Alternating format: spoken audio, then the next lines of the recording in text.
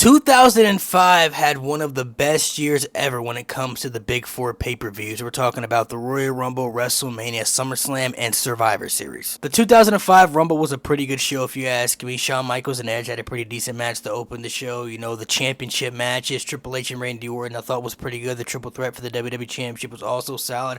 Plus, the Royal Rumble match itself, I think, is one of the greatest Royal Rumbles of all time. Star-stacked with power. You had great moments within that match. Just great match quality to watch from start to finish, and the ending with Cena and Batista being the final two. The crazy finish where both guys went over the top by accident, and then they ended up to make it work in the end. Vince tearing his quad, sliding into the ring, bro.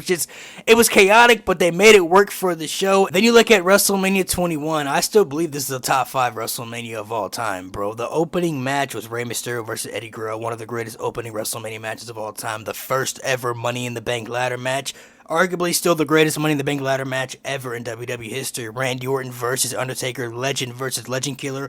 Great story, great match. Kurt Angle versus Shawn Michaels, one of the greatest WrestleMania matches of all time. One of the greatest wrestling matches you'll ever see. And then on top of that, you have John Cena and Batista both winning their first world championships on the same night. SummerSlam '05, one of the greatest SummerSlams of all time. I mean, Edge, Lita, and Matt Hardy were like diving deep into their storyline. That crazy finish where Matt Hardy bled to death. That was like so shocking right there. The ladder match for the custody of Dominic, even though it was for custody of a child. Eddie Guerrero, Rey Mysterio had a fire ladder match, bro. I'm not gonna lie to you. I mean, other things that happened on the show, you had Batista and JBL in the no holds bar match with that crazy finish when JBL got Batista bomb on the steel steps. John Cena versus Chris Jericho, I think is super underrated. That was a very underrated match. Very good WWE Championship match. Undertaker and Randy Orton continue their story, having their match, and then the main event, Hulk Hogan versus Shawn Michaels. This was the match that Shawn Michaels had like the greatest oversell that we've ever seen. That was pure comedy. And then you get to Survivor Series. I mean, the United States Championship match, best of 7 series, that was pretty good right there. Triple H and Ric Flair had a very good last man standing match. Ric Flair in his 50s